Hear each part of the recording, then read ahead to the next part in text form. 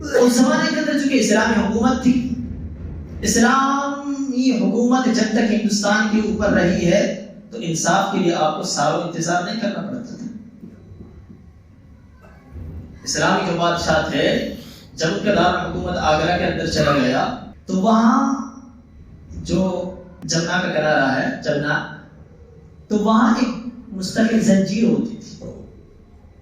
اگر کوئی بندہ بذات خود بادشاہ کے پاس نہ پہنچ سکتا تھا، کوئی اس کو جانے نہ دے کہ وہ غریب ہو، اتنی ہمت نہ ہو، تو وہاں آتا وہ کنارے پر اور اس زنجیر کو وہ کھینچتا تو فوراً بادشاہ کو اطلاع ہو جاتی تھی کہ کوئی فریاد ہے، فوری طور پر اس کو بلایا جاتا، اس کے لیے انصاف دلوایا جاتا۔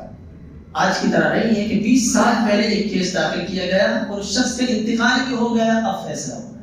ایک شہزادہ کا واقعہ ذکر کیا جاتا ہے کہ وہ دوپہر میں کہیں سے آیا، گھر جا رہا تھا، راستے کے اندر ایک بڑھیا ملی اور اس نے شکایت درج کی کہ تمہاری فوج ایک جگہ جا رہی تھی تو میرا بیٹا کہیں سے مال تجارت لے کر آ رہا تھا اور انہوں نے ان کو گرفتار کر لیا جاسوسی کے شک کے اندر اور ان کا مال بھی چھین لیا اور میرا وہی ایک سہارا تھا، اب میرا کوئی سہارا نہیں ہے۔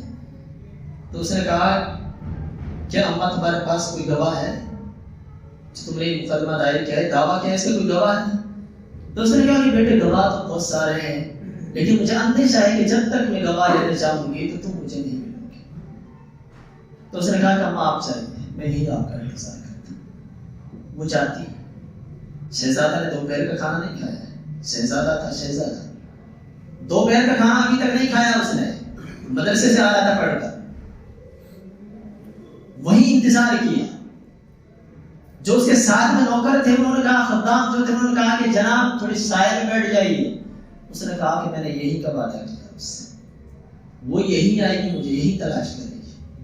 وہ پوری دوپہر وہیں کھڑا رہا اور 12 ساڑھے 12 بجا، 1 بجے وہ بوڑھی اماں واپس آئی اپنے گواہ لے کر اور اس لڑکے نے ان کے بیانات سنے اور اس کو پتا چلا کہ باقاعدہ بوڑھی حق پر ہے تو فوراً اپنے ابا کے پاس پہنچتا ہے، بادشاہ کے پاس پہنچتا ہے اور ان کے دروازے کے اوپر بیٹھ جاتا ہے۔ ان کو اٹھاتا نہیں، وہ دوپہر کا خیلولہ کر رہے تھے۔ کہاں تک بتایا؟ اس زمانے کے بادشاہوں کی عادت تھی کہ دوپہر میں سونا سنت ہے، وہ سنت کے اوپر بھی عمل کرتے تھے، اور آج ہمارے پڑھے لکھوں کے اندر بھی یہ چیز نہیں۔ ذرا سوچیے کہ ہم کہاں تک نیچے گر چکے ہیں۔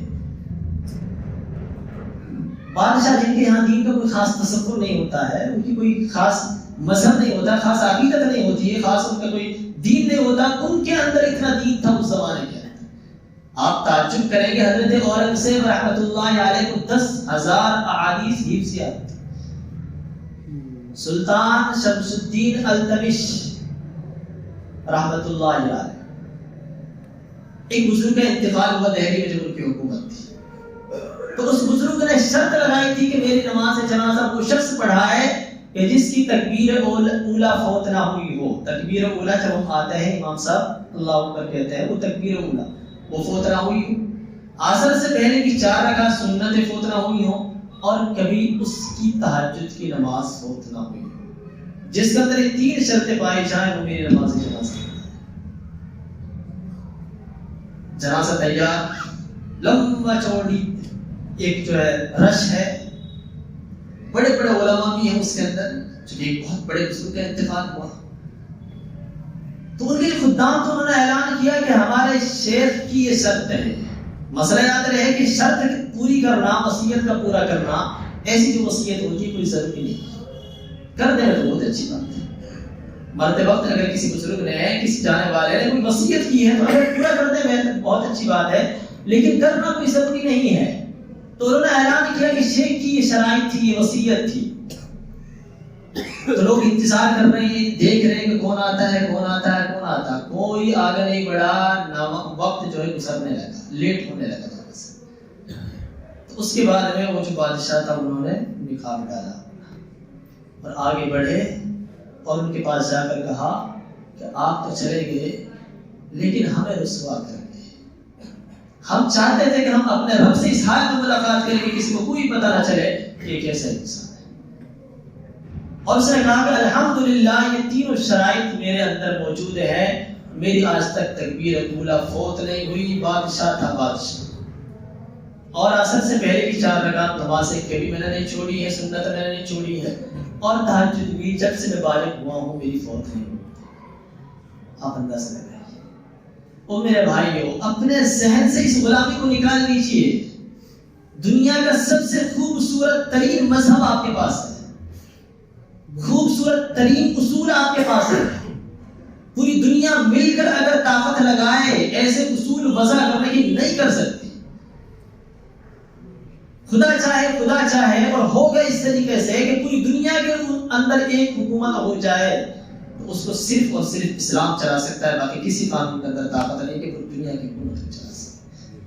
آئے گا ایک وقت، ضرور آئے گا انشاءاللہ، لیکن افسوس اس بات کا ہے کہ ہم کسی لشکر کے اندر شریک ہوں گے، اے دجالی لشکر کے اندر شریک ہوں گے یا حضرت مہدی رضی اللہ تعالیٰ عنہ کے لشکر کے اندر شریک ہے۔ اگر ہمارا یہی حال آج چل رہا ہے، نوجوان اگر اسی پگڈنڈی پر چل رہے ہیں جس پر چل رہے ہیں، ان کی سوچ یہی رہی، تو پھر اندیشہ ہے میرا عزیزو کہ ہم حضرت مہدی کے لشکر کے اندر نہیں کھڑے ہوں گے بلکہ دجال کے لشکر کے اندر کھڑے ہوں گے۔ اس بنا پر میرا عزیزو میری آپ سے درخواست ہے کہ اسلام کو سمجھیں اور یہ یقین کر لیں، بٹھا لیں اپنے ذہن کے اندر کہ اسلام سے خوبصورت کوئی مذہب نہیں ہے۔ اسلام نے ہمارے لیے جو کچھ دیا ہے وہ سب سے زیادہ خوبصورت ہے، سب سے زیادہ اچھا ہے، سب سے زیادہ مضبوط ہے۔ اس کے پیچھے لوجک بھی بہت زیادہ ہے، وجوہات بھی بہت زیادہ ہے۔ اگر آپ پوچھیں گے، سوال کریں گے، معلوم کریں گے تو ہر چیز کی وجہ آپ کو معلوم ہوگی انشاءاللہ العزیز۔ اللہ تبارک و تعالیٰ مجھے اور آپ تمام کو عمل کرنے کی توفیق عطا فرمائے۔ آمین۔